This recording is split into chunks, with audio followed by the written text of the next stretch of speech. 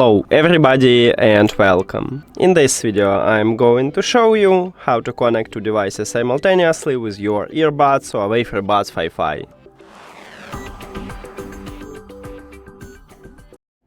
So right here I have a first device what connected with the earbuds and second do not. Now we don't need to use an application to enable dual connection, it already enabled, and all you need to do is just go to the settings, then Bluetooth or connected devices, and if you have Android, at the top click pair new device button at the top. If you not all Android phones have it, but if you have, tap on it, then put your earbuds to the charging case.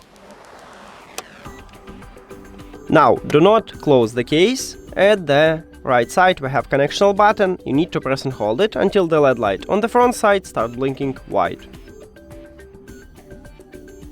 Here we go, we just entered to pairing mode, so we see them at the device list. At the second device, tap on that and then click pair.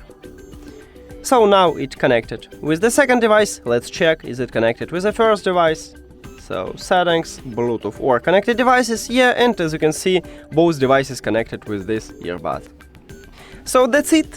Thank you for watching this video. If you found it helpful, please consider subscribing to channel and leave the like on the video. See you later.